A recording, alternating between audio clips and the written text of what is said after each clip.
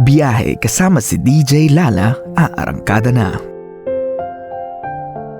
Oras na mahal ko para sa ating biyahe, Center of the Night. Kaya naman alamin na natin na ang kwento natin ngayong gabi. Ito po ang biyahe ng buhay ni Austin.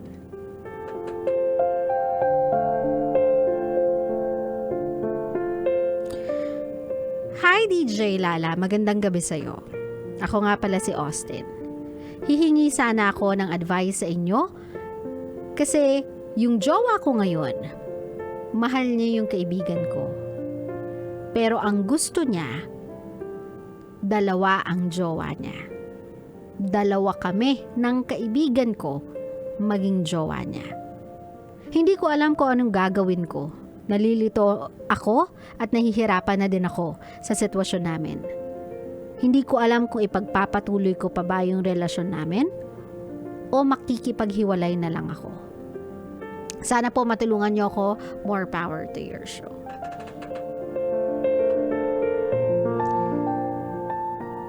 My love, wala nang patumpik-tumpik pa yan. The smartest thing to do, ikaw at yung friend mo ay sabihin doon sa babae na thank you na lang. Salamat na lang sa lahat. Goodbye. Ganyan. Hindi niya ikinaganda yan. Yung pagre-request ng dalawang jowa, hindi niya ikina-hot, hindi niya ikina-alluring, hindi niya ikina-sexy, hindi niya ikinahabulin. Yung part na gusto niya dalawa yung jowa niya.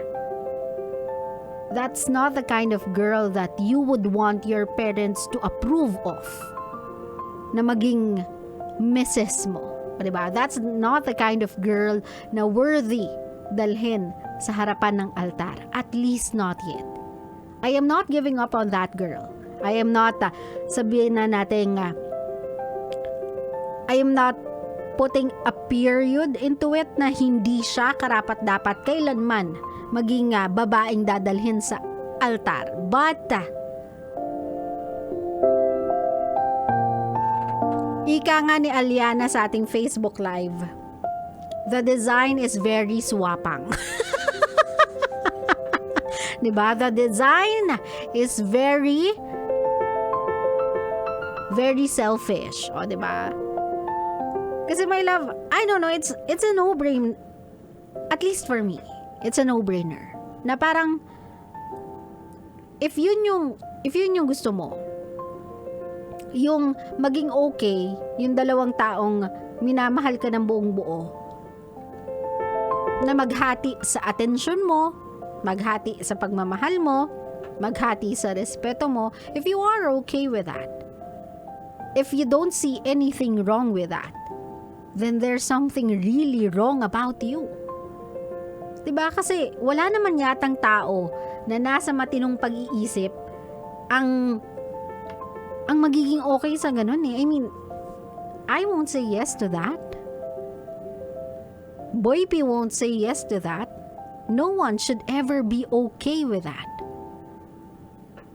I think naman, in general, or it's parang common sense and tanggap ng lahat ng tao na ang romantic relationship should only be shared by two people.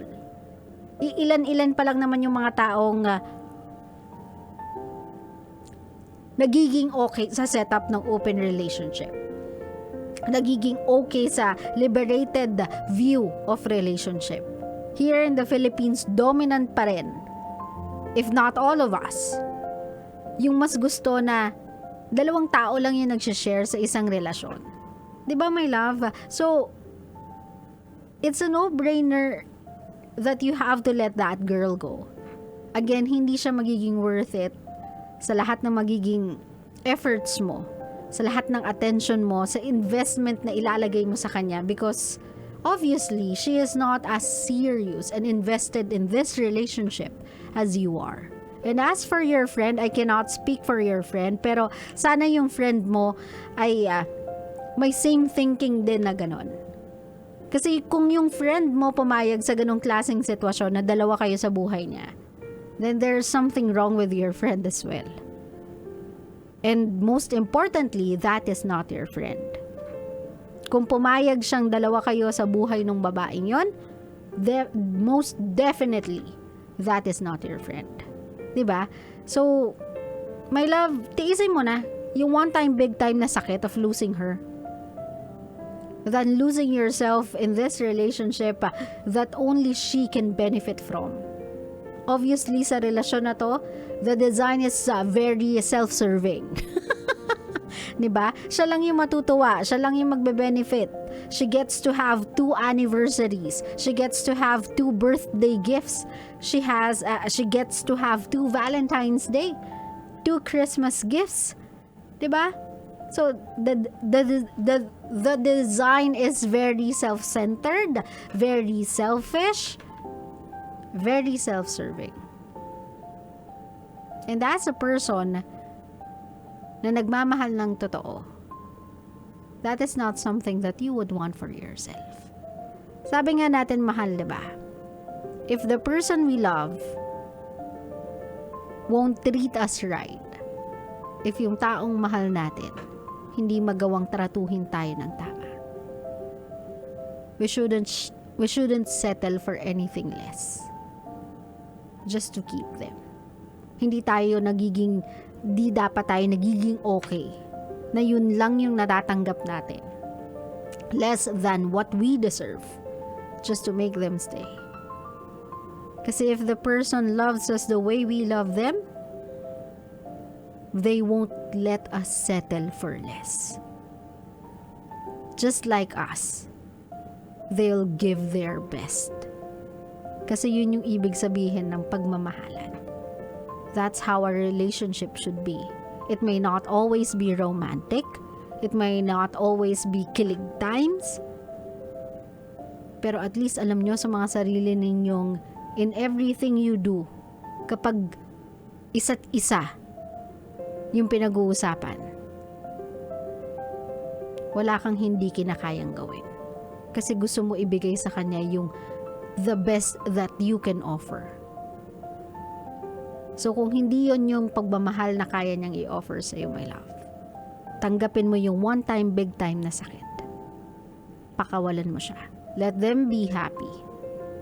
Kung yan yung bet nilang dalawa, let them be happy in that kind of a relationship. You deserve better than that. And that one, I mean it when I say you deserve better than that. Claro? Claro.